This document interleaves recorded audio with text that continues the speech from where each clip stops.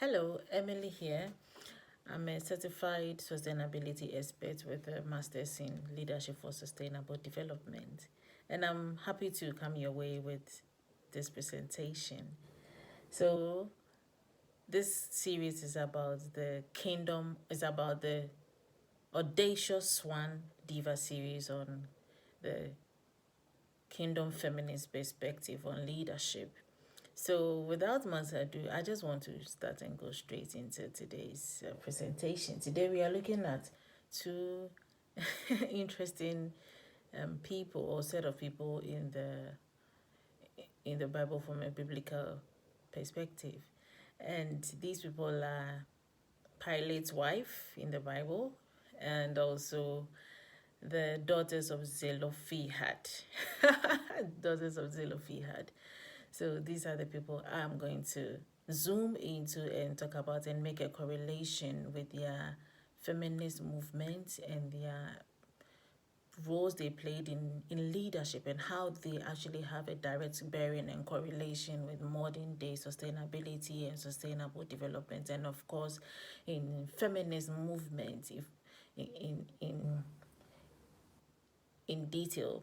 So with so let me just explain or give you a simple explanation of who a feminist is. I would like to say that sometimes it's quite difficult it's something difficult that we find it challenging to talk about. Feminism is in some parts of the world is a very difficult topic that is not easily discussed or don't even want to be talked about. But I just want to invite you into this discussion and break down certain ideological barriers or cultural barriers regarding some of these misconceptions about feminism. So basically, who is a feminist? And according to the dictionary, feminist is someone who believes in the social, political, economic rights of both sexes. We are talking about biological man and a woman, or biological boy and girl. So these are this is a definition or a simple definition of who a feminist is. Basically, what is good for a man or a boy based on his qualifications or his credentials or who he is culturally, socially, and politically is this in also in economically also is the same or should be also given to a woman or a girl for that matter. So this is what feminist movement or the feminists also have propounded and given an extension on this definition. So they made that, okay, so if a woman is being empowered based on her credentials or based on her qualities, that makes a feminist empowered or a woman empowerment for that matter. So they also go on to say that feminists like Mohantry Chandra in her academic work in 2003 also says that feminists view empowerment as a unified solidarity by women to fight the commonality of oppression, discrimination, violence against women across communities and different cultures. So, and of course, we all know that ever since time immemorial, cultural norms for that matter have not really been in favor of women and girls for that matter. So this is what the feminist movements have also come to talk about and added um, their scholarly findings into coming out to say that indeed we are coming together. It's a solidarity, women across the world. This is Feminism Beyond Borders theory by Mohantry Chandra, 2003, that we are coming together to fight or to protest against the violence in social violence, oppression, and discrimination against women from different perspectives of culture. So, in retrospect, it actually tells us that women should be given the power and women should be given the room to operate, especially when they are qualified or when they have the credentials and when they have what it takes to perform. Okay, so this is what I bring to a discussion about the case in the political landscape of a case like Pilate's wife. And we all know about the story. Those of us Christians, we know about the story of Pilate. And Pilate was a governor, or a very powerful man in a land during Jesus' time. And Pilate had a wife. And around that time, this was the time that Jesus was taken to Pilate to pass a judgment. And Pilate's wife had a vision or a dream about the innocence of Jesus. And this is why I want to say that there are so many instances in the Bible that God had shown, or people have had revelations and dreams about what is coming or what is to come. So Pilate's wife was also given the divine opportunity or divine discernment to have the dream about Jesus, to know or to bear witness about the innocence of Jesus. And this is where I want to even draw inferences from. And it gets exciting for me because Pilate's wife did not shy away. She didn't shy away from speaking true to the most powerful man in the land at the time, who is Pilate. She spoke true to power. If it is today's time in age, you would say that she would have been a member of Council of State, because she gave a direct and an objective advice to the political power, who is Pilate. So it means that she also had a say in the political landscape of the land at the time. And then she told her husband, Pilate, who was the president or the king at the time, that Jesus was innocent. So in essence, she was even part of a judiciary, if I should put it that way, that she was very direct and objective about who Jesus was, and that Jesus' innocence should be upheld and he should not be crucified. And of course, by extension, she also advises, or she also tells the king that Jesus is innocent, and therefore the man or Pilate should not have any hand in his crucifixion. And if that otherwise, he was going to have the blood of Jesus on his hands. So this is a direct power in the political landscape of the land.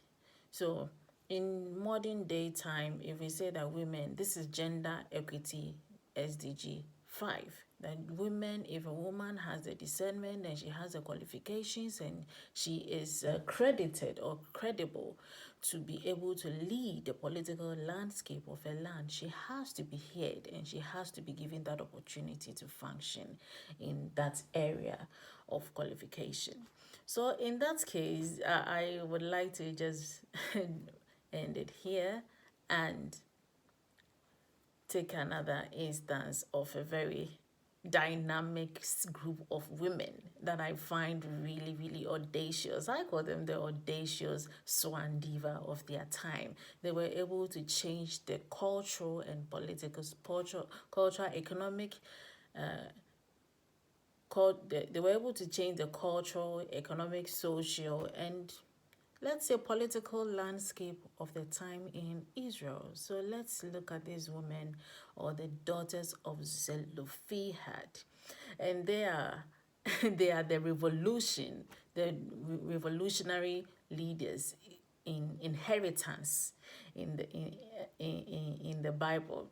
So in this case, this is in the story of Numbers 21. And without much ado, I just want to just draw inferences from here and just read it out loud for everyone.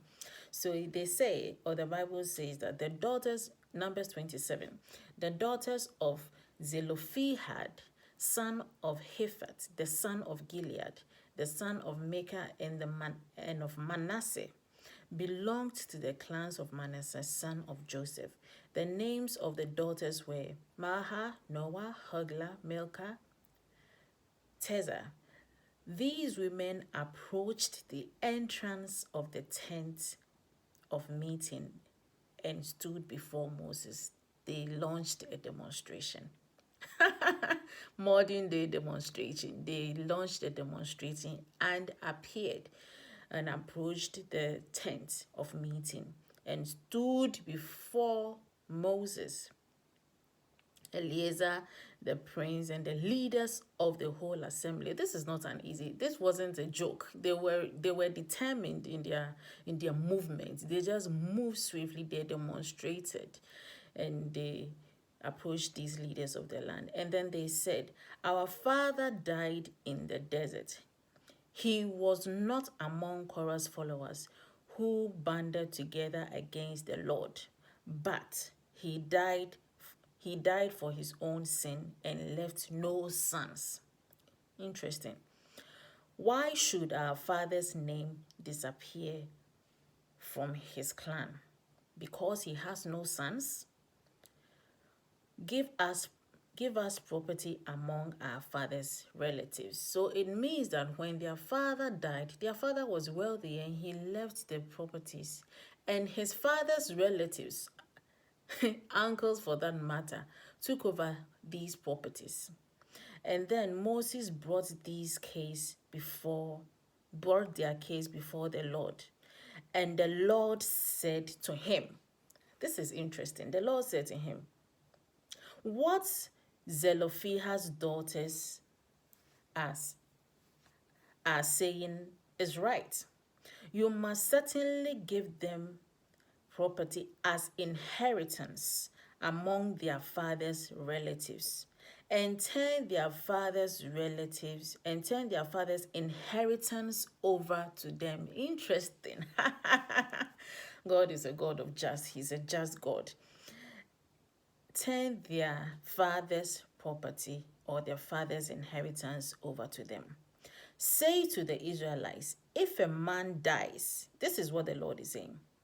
If a man dies and leaves no son, turn his inheritance over to his daughter. If he has no daughter, give his inheritance to his brothers.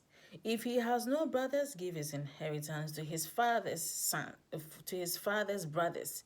If his father had no brothers, give his inheritance to the nearest relatives in the clan, that he may possess it.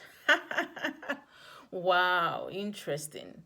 So, as the feminist movement say, according to Mohantry Chandra, I repeat again, he says that a feminist asserts, or a feminist is of the view that a feminist view empowerment as a unified solidarity by women to fight the commonality of oppression, discrimination, violence against women, and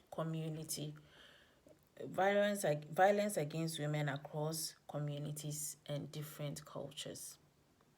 And I know that God had created human beings in his own image. God's image is in a man, God's image is in a woman. And in that case, God was fighting for the woman. That is why I say God is a feminist. If God is not a feminist, he would not have given a just judgment over the case and tell Moses that he should give the properties or turn over the inheritance of the ladies or the women's father to them. This is a just God, and this is feminism beyond borders. Now, when we even bring it to a much more academic perspective aside the feminist movement, this is what Hasheimi et al. in 1993, in one of their findings in rural Bangladesh, had come out with 6 domains or areas that is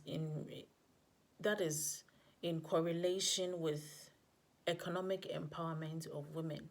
Listen, if the daughters of Zelophehad are given or were given the inheritance of their father, this is economic empowerment. It could be land, it could be property, buildings, it could be money, it could be gold, it could be silver, it could be everything under the domain of economy of the land. So this is what Hasheimi in our present day academic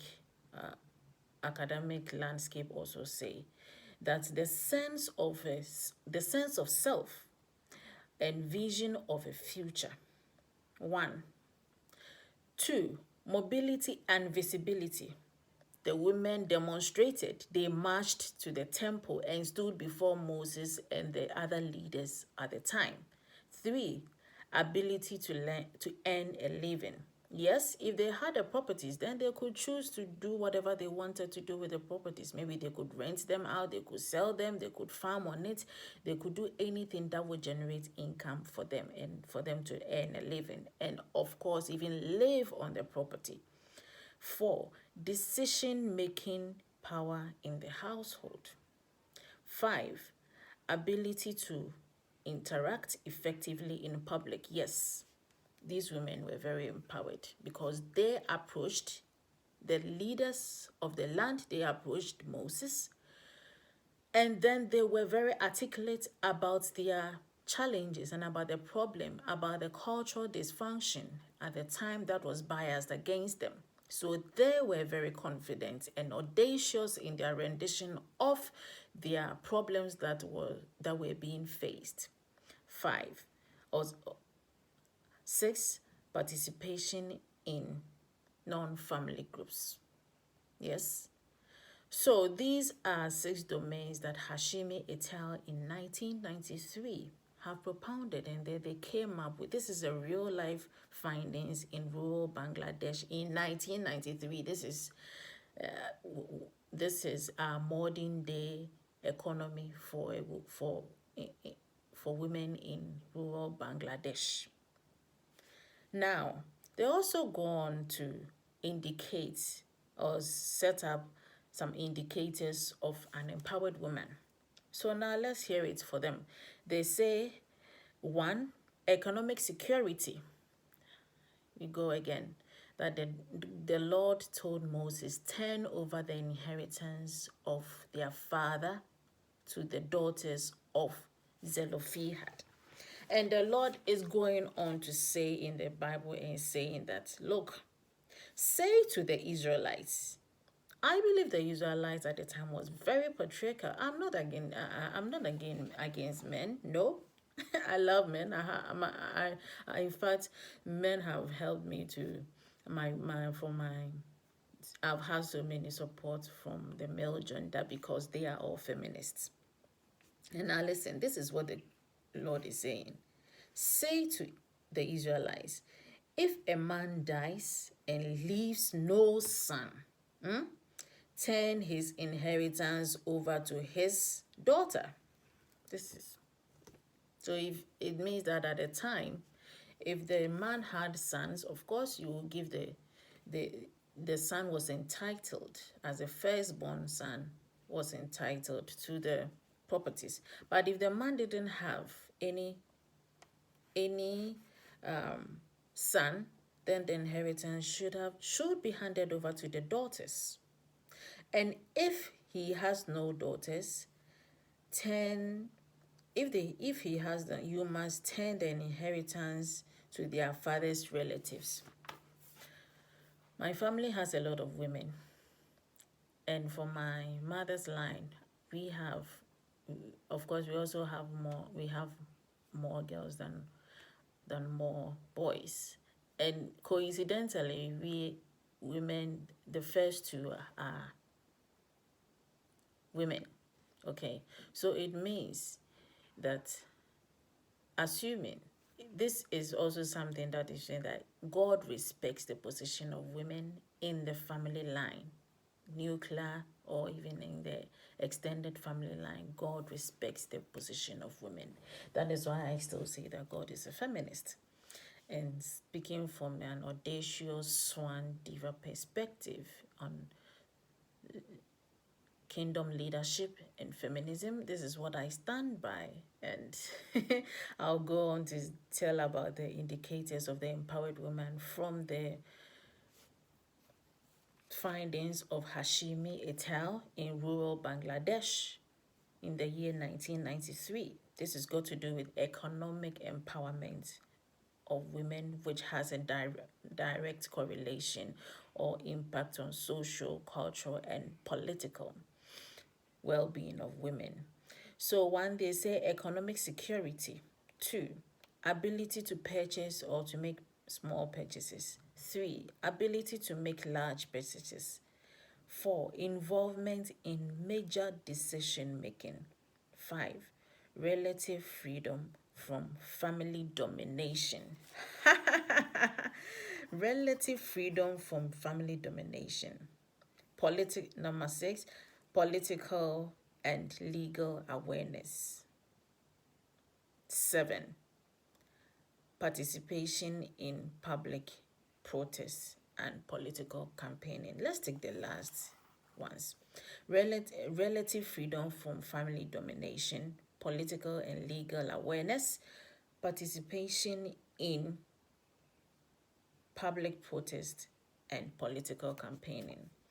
And this is what the daughters of Zelophehad had demonstrated, indicating that they were very empowered women, because they wanted to break free from the family domination of the family taking away their properties, their rightful inheritance from their father after he died. Even when you bring it to our modern day, again to our modern day time, in the interstate succession law in Ghana, it tells that when a man dies, his properties should be given to the wife and the children. And the children, it doesn't even matter if the children are women, are men. But from a fundamentally patriarchal society like Ghana, this particular interstate succession law of the 1997 Constitution came in to really support that women should be given the rightful inheritance, and thereby breaking free from relative freedom, breaking free from relative domination or oppression from the family. And this is what is also recorded in the Bible, that God said that tell them to turn over their inheritance of their father from their relatives onto the daughters, because the daughters, God believed that the daughters also had the power, or they also had the same strength and their knowledge, and they were responsible to take care of their own properties that their father had left behind. Right. And then moving on to the political legal awareness, they approached the leaders of the land, the decision-making leaders of the land, and they drew their awareness. And I'm sure this wasn't just a closed-door thing. At the end of the day, the whole land of Israel heard about this whole work, this whole demonstration, so to say, that the daughters of Zelophehad had mounted. And so they brought the awareness to them that indeed we also have the right to inherit our father's inheritance. Why should we not be giving our father's inheritance? Is it because you are women, or because you are women we have been deprived of our economic rights of inheritance from our fathers, and that God wasn't going to have it? Yes. And of course, they took part in public protests, participation in public protests and political campaigning. Well, the participation in public protest was they approached the temple gates where the meeting was held, and then stood before, elegantly, they stood before the elders and Moses with a whole lot of poise and confidence, and then made their grievances heard, that look here, this is what our father had left behind for us. So these women are feminist by all angles, because according to Mohantry Chandra, once again, let's just put the names of these women here, that the daughters of Zelophehad had a commonality of fighting against the oppression, discrimination and violence against women, against them in the country or in the community and the culture of Israel at the time. So on this note, this is something that I'm so excited about, and this is a supernatural download and an executive discharge of the kingdom feminist view on leadership. And with all angles, the daughters of Zelophehad had set a pace. They were the forerunners, and of course not forgetting the wife of Pilate, who also exercised a political right as a member of Council of State, and she counseled the husband who was Pilate and the king at the time, thereby ensuring and being objective in the political decision making of the land. So this has been the Audacious Swan Diva series on the Kingdom Feminist discussions on leadership and feminism. See you and thank you.